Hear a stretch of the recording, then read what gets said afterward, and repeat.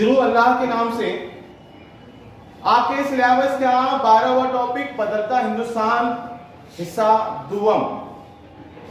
बदलते हिंदुस्तान में सकाफत और सियाहत की तरक्की के मुतालिक आपको आज के पीरियड में मालूमात हासिल करनी है। आज हिंदुस्तान में कई चीजें तरक्की के मनाजिल तय कर रही हैं। मुल्क तरक्की कर रहा है। कोई भी मुल्क तरक्की करता है, उसका डेवलपमेंट होता है, उसके पास मौजूद बैरूनी चलन यानी दूसरे मुल्कों की करेंसी जितनी ज्यादा होगी, मुल्क का डेवलपमेंट उतना ज्यादा होगा।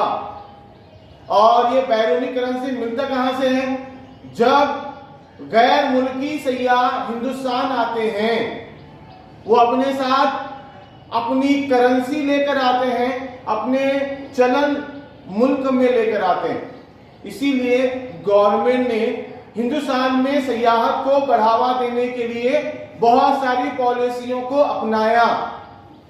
कोई भी मुल्क तरक्की करता है, उस मुल्क के पास मौजूद बैरूनी चलन, बैरूनी करेंसी, गैर मुल्की करेंसी, गैर मुल्की करेंसी आती कहां से है? जब दूसरे मुल्कों के लोग हमारे मुल्क को आएंगे, तब जो है उनकी करेंसी हमारे मुल्क को मिलेगी, क्योंकि वो अपने साथ उनके मुल्क की करेंसी को लेकर आते हैं और यहां आने के बाद उसको एक्सचेंज करते हैं हिंदुस्तानी रुपयों में।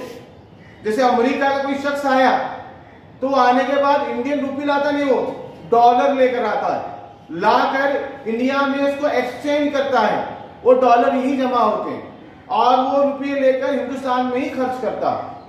इसीलिए बैरूनी करेंसी को बढ़ावा देने के लिए, मुल्क की तरक्की को बढ़ावा देने के लिए गवर्नमेंट ने सयाहत से मुतालिक और सकाफत से मुतालिक पॉलिसियों में बेहतरी लाई और कई स्कीम उन्होंने शुरू की। ज्यादा से ज्यादा सयाह, गैर मुल्की सयाह हिंदुस्तान आए, इसके लिए गवर्नमेंट ने वीजा जो देते हैं, हम किसी मुल्क को जाते हैं तो वहां जाने के लिए हमको उस मुल्क की इजाजत यानी हमको वीजा चाहिए वहां का, और वो वीजा गवर्नमेंट, वहां की गवर्नमेंट हमको देती है, हमको परमिशन मिलती है, तब हम उस मुल्क का दौरा करते हैं, सफर करते हैं। वैसे ही अगर कोई गैर मुल्की, चाहे तो अरब का हो, ईरान का हो, पाकिस्तान का हो, या अमेरिका का हो, इंग्लैंड का हो, जर्मनी का हो, जो कोई शख्स हिंदुस्तान आना चाहता है उसको वीजा लेना कंपलसरी है। और वीजे को आसान बनाने के लिए हिंदुस्तानी गवर्नमेंट ने ई वीजा, इलेक्ट्रॉनिक वीजा शुरू किया। उसे कहते हैं ई वीजा। यानी ये जो है आपको कंप्यूटर पर नेट के जरिए आप जाकर आपके पासपोर्ट की मालूमात देंगे, एक मखसूस अमाउंट होती है वीजा हासिल करने के लिए, अगर वो आप पेमेंट कर देंगे और जो डॉक्यूमेंट लगते हैं, अगर वो डॉक्यूमेंट आप पूरे फुलफिल करते हैं, तो गवर्नमेंट, हिंदुस्तान की गवर्नमेंट गैर मुल्कियों को जो है वीजा अलाउड करती है। किसी ऑफिस में जाकर डॉक्यूमेंट सबमिट करना, पहले मामला था ये, ऑफिस में जाना, डॉक्यूमेंट देना, पासपोर्ट देना, वेट करना, अब ऐसा नहीं है।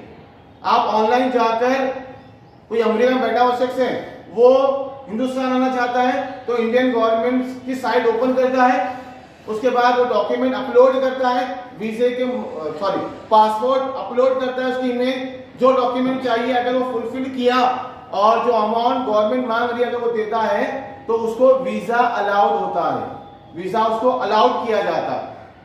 उसे कहते हैं ई वीजा। ई का मतलब होता है इलेक्ट्रॉनिक वीजा, प्रिंट निकलती, फिर वो वीजा लेकर हिंदुस्तान आने के लिए उसको तमाम जो रुकावटें खत्म हो जाती हैं, वो हिंदुस्तान आ सकता है। इसके अलावा वीजा अलग अलग टाइप का होता है।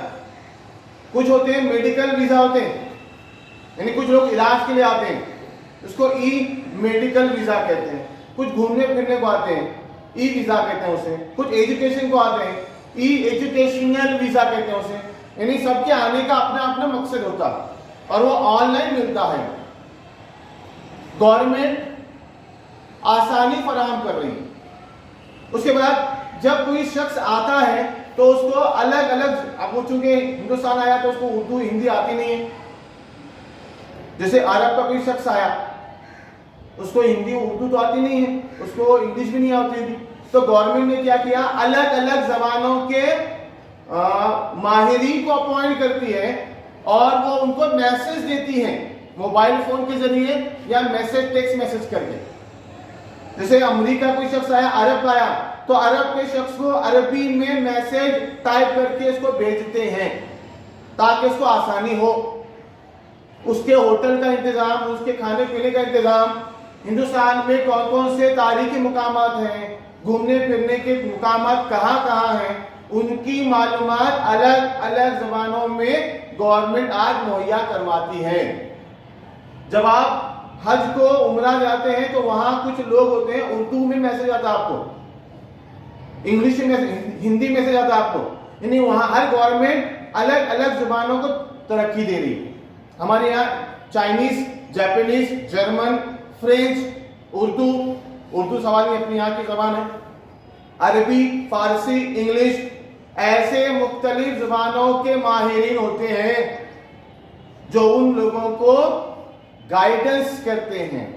गाइडेंस किस बात का, कहाँ जा सकते हैं, कहाँ रुक सकते हैं, कौन कौन से मुकामात है घूमने फिरने के, या मेडिकल को आए हुए कौन कौन से दवाखाने जहाँ इलाज अच्छी तरह से हो सकता है, तमाम मैसेज किए जाते हैं। इसके अलावा हिंदुस्तान की गवर्नमेंट ने जो मुख्तलिफ किस्म के जो चैनल हैं, जैसे national geography channel, discovery channel, history channel, ये चैनल पर अपने मुल्क की खासियत बताने वाले प्रोग्राम रिले करके दिखाती। हिंदुस्तान में ताजमहल है, ताजमहल की पूरी तारीख किसने बांधा, पूरी तारीख जो है हिस्ट्री चैनल पर या डिस्कवरी पर दिखाते हैं। हिंदुस्तान में वाइल्ड लाइफ, यहाँ भी जंगल है, यहाँ भी मुख्तलिफ किस्म के जानवर रहते हैं, तो उसकी मालूमात discovery channel, national geography channel जो है अपने अपने चैनल पर दिखाता, ताकि दुनिया भर के लोगों को मालूम हो टीवी प्रोग्राम के जरिए क्या कि हिंदुस्तान में क्या क्या चीजें हैं देखने जैसे। इसके अलावा गवर्नमेंट ने गैर मुल्कियों को अपने मुल्क की तरफ रागिब करने के लिए एक स्कीम चलाई, इसका नाम है अतुल्य Bharat.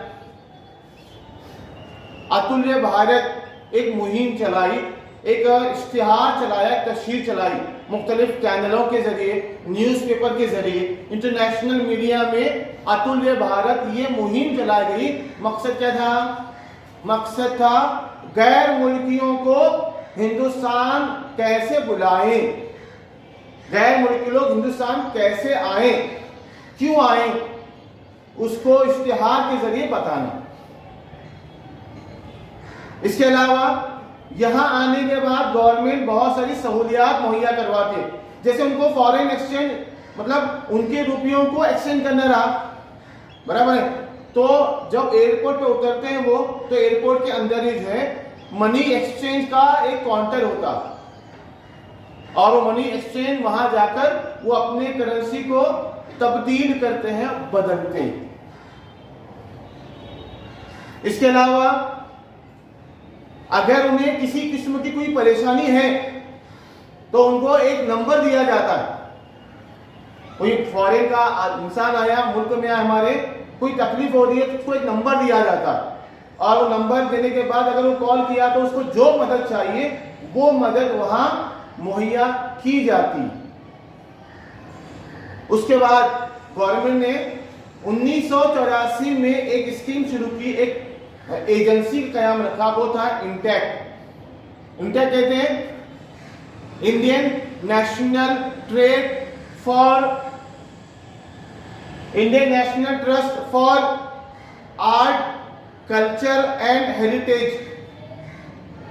Indian national trust for art, culture and heritage, ये इदारा 1984 में दिल्ली में इसकी बुनियाद रखी गई। आज मुल्क भर में तकरीबन कम बेश इसके 200 मराकिज हैं।